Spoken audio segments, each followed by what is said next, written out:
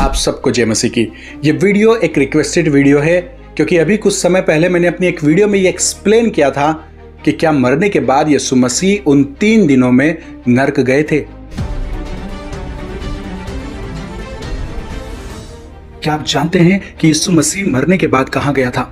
उसके साथ क्या हुआ था? उसकी आत्मा कहां गई थी? क्या आपको पता है उसके मरने और उसके पुनरुत्थान के बीच के उन 3 दिनों में क्या हुआ था? कुछ लोग कहते हैं कि यीशु सीधा परमेश्वर पिता के पास गया था। वहीं कुछ लोग कहते हैं कि वह इस दौरान नरक में गया था। कुछ लोग तो यहाँ तक भी कहते हैं कि वह और भी ज्यादा पीड़ा सहने के लिए नरक में गया था ताकि उन लोगों का उद्धार हो सके जो मर चुके थे। अगर आपने वो वीडियो अभी तक नहीं देखी है तो आप डिस्क्रिप्शन में उस वीडियो का लिंक दिया हुआ है, आप वहां पर जाकर उस वीडियो को देख सकते हैं। उसी वीडियो में मैंने ये क्लियर किया था कि यीशु मसीह मरने के बाद सीधे पिता परमेश्वर के पास स्वर्ग में गए थे, ना कि नरक में।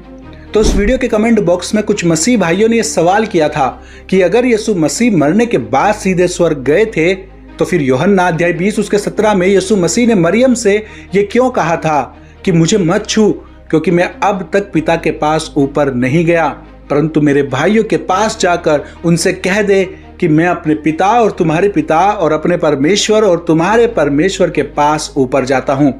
कई बार लोगों ने ये मुझसे रिक्वेस्ट किया था कि यूहन्ना अध्याय 20 उसके 17 को एक वीडियो बनाकर डिटेल में एक्सप्लेन कीजिए। तो इस वीडियो को पूरा देखिएगा क्योंकि इस वीडियो में हम डिटेल में समझने की कोशिश करेंगे कि क्यों यीशु मसीह ने मरियम को अपने आप को छूने से मना कर दिया था और कहा था कि मुझे मत छू, क्योंकि मैं अब तक पिता के पास ऊपर नहीं गया। कहीं ऐसा तो नहीं है कि यीशु मसीह मरने के बाद उन 3 दिनों तक नरक की गहराई में सच में उतरे थे और उसके बाद तीसरे दिन पुनरुत्थान में जी उठने के बाद जब यीशु मरियम को दिखाई दिए और खुशी के मारे जब मरियम ने यीशु को छूना चाहा तो यीशु ने उसे छूने से मना कर दिया था, क्योंकि यीशु अभी सीधे नरक से होकर आए थे और वे अभी तक स्वर्ग में नहीं गए थे और नहीं चाहते थे कि मरियम यीशु मसीह को छू ले। कुछ मसीह लोगों को तो ऐसा ही लगता है और कई सारे चर्च में तो बकायदा इस वचन यूहन्ना अध्याय 20 उसके 17 को उठाकर और पहला पत्रस अध्याय 3 उसके 18 और 19 को लेकर जहां लिखा है, इसलिए कि मसीह ने भी अर्थात अधर्मियों के लिए धर्मी ने पापों के कारण एक बार दुख उठाया ताकि हमें परमेश्वर के पास पहुंचाए। वे शरीर के भाव से तो मारा गया पर आत्मा के भाव से जिलाया गया।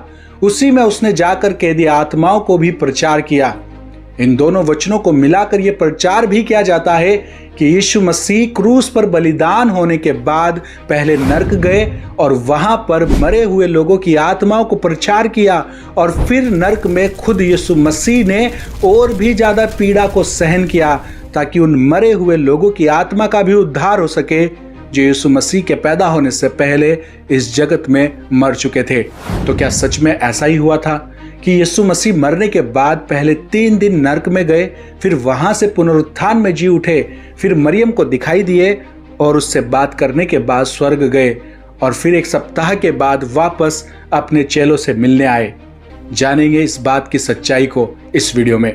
और अगर आप WTL पर पहली बार आए हैं तो मेरी आपसे रिक्वेस्ट है कि आप जल्दी से WTL को सब्सक्राइब कर ले और साथ में बेल आइकन भी प्रेस कर दे ताकि हमारी आने वाली नेक्स्ट वीडियो का नोटिफिकेशन सबसे पहले आपको मिल सके।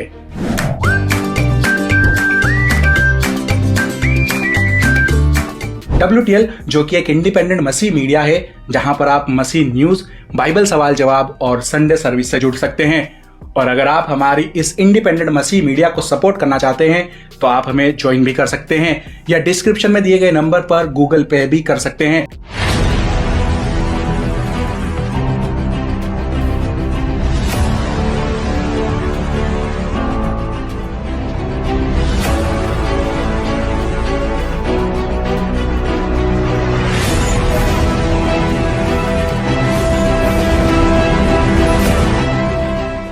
यूहन्ना अध्याय 20 उसके 17 में जहां पर लिखा है, यीशु ने मरियम से कहा मुझे मत छू, क्योंकि अब तक मैं पिता के पास ऊपर नहीं गया, परंतु मेरे भाइयों के पास जाकर उनसे कह दे कि मैं अपने पिता और तुम्हारे पिता और अपने परमेश्वर और तुम्हारे परमेश्वर के पास ऊपर जाता हूं।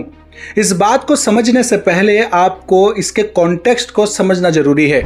आइए सबसे पहले हम भजन संहिता 110 उसके 4 को पढ़ते हैं। यहोवा ने शपथ खाई और ना पछताएगा, तू मली की सिदक की रीति पर सर्वदा का याजक है। भजन संहिता 110 में राजा दाऊद आत्मा से भरकर ये भजन यीशु मसीह की भविष्यवाणी के लिए लिखता है, जहां पर पिता परमेश्वर पुत्र परमेश्वर यानी कि यीशु मसीह के लिए ये बोलते हैं कि यीशु मसीह मलिकिसिदक की रीति पर सर्वदा का याजक है।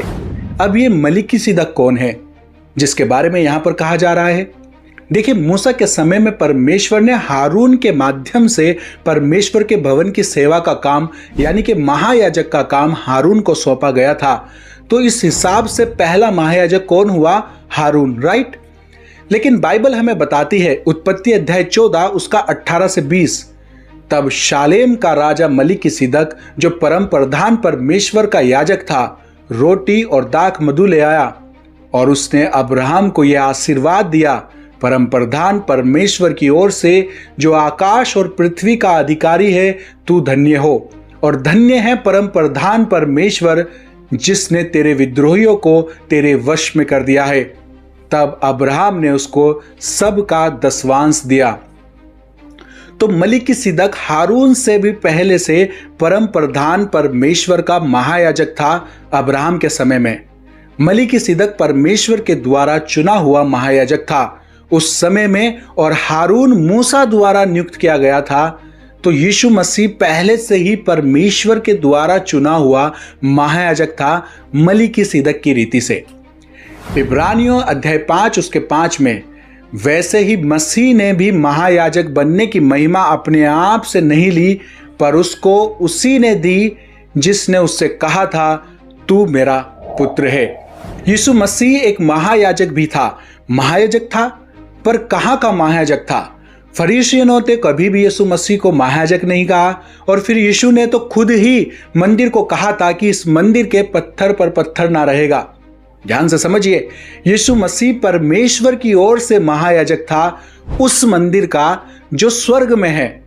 जो मंदिर मूसा के द्वारा बनाया गया था और जो मंदिर राजा सुलेमान के द्वारा बनाया गया था, वो असल मंदिर नहीं है। परमेश्वर का असली भवन या मंदिर तो स्वर्ग में मौजूद है। इब्रानियों अध्याय 8 उसके 5 में, जो स्वर्ग में की वस्तुओं के प्रतिरूप और प्रतिबिंब की सेवा करते हैं, जैसे जब मूसा तंबू बनाने पर था तो उसे ये चेतावनी मिली, देख जो नमूना तुझे पहाड़ पर दिखाया गया था उसके अनुसार सब कुछ बनाना। निर्गमन अध्याय 25 उसके 40 में परमेश्वर ने मूसा को यही कहा था, और सावधान रहकर इन सब वस्तुओं को उस नमूने के समान बनाना जो तुझे इस पर्वत पर दिखाया गया है। अब यह तो स्पष्ट है कि परमेश्वर का असली भवन या मंदिर स्वर्ग में है, और उस मंदिर का एक महायाजक है, और वह है खुद यीशु मसीह। अब आपके मन में सवाल उठ सकता है कि यीशु मसीह ही परमेश्वर है, यीशु मसीह ही पवित्र आत्मा है, क्योंकि पिता पुत्र पवित्र आत्मा एक ही है, और अब ये महायाजक भी यीशु मसीह ही है। ऐसा कैसे हो सकता है? बहुत कंफ्यूजन है भाई। इस बात को समझने के लिए आप ये वीडियो देख सकते हैं। इस वीडियो ट्रिनिटी में मैंने बहुत ही डिटेल में समझाया है कि आप पिता पुत्र और पवित्र आत्मा को कैसे समझ सकते हैं। डिस्क्रिप्शन में आपको इस वीडियो का लिंक मिल जाएगा। अब क्योंकि यीशु मसीह स्वर्ग के मंदिर के महायाजक भी हैं, तो बाइबल हमें बताती है कि महायाजक का एक विशेष काम होता है, और पुराने नियम की 5 किताबें जिनको तोरा भी कहा जाता है, इसमें परमेश्वर के 7 पर्व दिए गए हैं, और इन 7 पर्वों में से एक है प्रायश्चित का पर्व। इस पर्व में महायाजक बलिदान के लहू को लेकर मंदिर के महापवित्र स्थान में प्रवेश करता था। इसके बाद याजक का 7 दिनों तक तंबू या मंदिर में ही रहना जरूरी होता था, क्योंकि वह 7 दिनों तक परमेश्वर की सेवा करता था। अपनी इस सेवा के दौरान वो ऐसे किसी से भी नहीं मिल सकता था जो अशुद्ध हो। निर्गमन अध्याय 29 उसके 35 में, मैंने तुझे जो जो आज्ञा दी हैं उन सभी के अनुसार तू हारून और उसके पुत्रों से करना, और 7 दिन तक उनका संस्कार करते रहना। तो यीशु मसीह ने उस बलिदान के लहू को लेकर जो मनुष्य जाति के लोगों को उनके पापों से शुद्ध करने के लिए यीशु ने मेमने की तरह क्रूस पर बहाया था, स्वर्ग के मंदिर में प्रवेश किया, और 7 दिनों तक यीशु वहीं पर रहे। अब क्योंकि यीशु मसीह के पुनरुत्थान के बाद वो पहले मरियम को दिखाई दिए, तो मरियम खुशी के मारे भावुक हो गई थी और यीशु को छूना चाहती थी, उसे गले लगाना चाहती थी। लेकिन यीशु ने इसलिए उसे मना कर दिया था क्योंकि यीशु को अभी अपने महायाजक के काम को स्वर्ग के मंदिर में जाकर पूरा करना था, उस लहू का प्रायश्चित करना था, और इस रीति के अनुसार किसी का भी उनको छूना सही नहीं था। तो फिर यीशु ने अपने चेलों में से एक थोमा को छूने क्यों दिया, और उसने उसे क्यों कहा कि मेरे हाथ के छेद में अपनी उंगली डालकर देख। यूहन्ना अध्याय 20 उसका 1। सप्ताह के पहले दिन मरियम मगदलीनी भोर को अंधेर रहते ही कब्र पर आई और पत्थर को कब्र से हटा हुआ देखा। तो यह सप्ताह का पहला दिन था जब मरियम ने यीशु को देखा था, और उसी दिन यीशु चेलों पर भी प्रकट हुआ था, लेकिन उस दिन थोमा वहां पर नहीं था। उसके 8 दिन बाद दोबारा से यीशु चेलों के पास आया था। यूहन्ना अध्याय 20 उसके 26 में 8 दिनों के बाद उसके चेले फिर घर के भीतर थे और थोमा उनके साथ था और द्वार बंद थे। तब यीशु ने आकर और बीच में खड़ा होकर कहा, तुम्हें शांति मिले। तब उसने थोमा से कहा, अपनी उंगली यहां लाकर मेरे हाथों में देख, और अपना हाथ लाकर मेरे पंजर में डाल, और अविश्वासी नहीं परंतु विश्वासी हो। तो यीशु मसीह 7 दिनों तक उनके बीच में मौजूद नहीं थे। वो स्वर्ग के मंदिर में थे, हमारे पापों का प्रायश्चित कर रहे थे और सेवा कर रहे थे। आमीन। इब्रानियों अध्याय 9 के 12 में, और बकरों और बछड़ों के लहू के द्वारा नहीं, पर अपने ही लहू के द्वारा एक ही बार में पवित्र स्थान में प्रवेश किया और अनंत छुटकारा प्राप्त किया। उम्मीद है अब आप समझ गए होंगे कि यीशु ने मरियम को खुद को छूने से इसलिए मना नहीं किया था कि वो अभी अभी नर्क से होकर आए थे और नहीं चाहते थे कि मरियम उसको छुए। नहीं, मरने के बाद यीशु सीधे स्वर्ग गए थे और पुनरुत्थान के बाद 7 दिनों तक वो स्वर्ग के मंदिर में पिता के पास गए थे और वहां पर सेवा कर रहे थे। बाकी अगर आपने वो वीडियो नहीं देखी है कि यीशु मरने के बाद कहां गए थे, तो आप डिस्क्रिप्शन में दिए गए लिंक पर जाकर वो वीडियो देख सकते हैं। वीडियो अच्छी लगी तो लाइक करें, शेयर करें और WTL को सब्सक्राइब करना ना भूलें, ताकि हमारी नेक्स्ट वीडियो का नोटिफिकेशन सबसे पहले आपको मिल सके। Thank you. May God bless you and your family. Stay tuned, stay blessed. एक और बात जो मैं आपके साथ शेयर करना चाहता हूं कि हमारे जैसे क्रिश्चियन न्यूज़ चैनल्स पर YouTube कई सारी वीडियोस का एड्स रेवेन्यू लिमिटेड कर देता है। मतलब कि एड से कोई खास इनकम नहीं हो पाती है, इतनी भी नहीं कि एक्सपेंसेस भी निकाले जा सके, और स्पॉन्सर्स वो हम जैसे चैनल्स को मिलते नहीं हैं। तो अगर आप चाहते हैं कि हम इसी तरह से वीडियोस को रेगुलर ईमानदारी से बना सकें, तो हमें आप मसीह भाई बहनों की सपोर्ट की ज़रूरत है।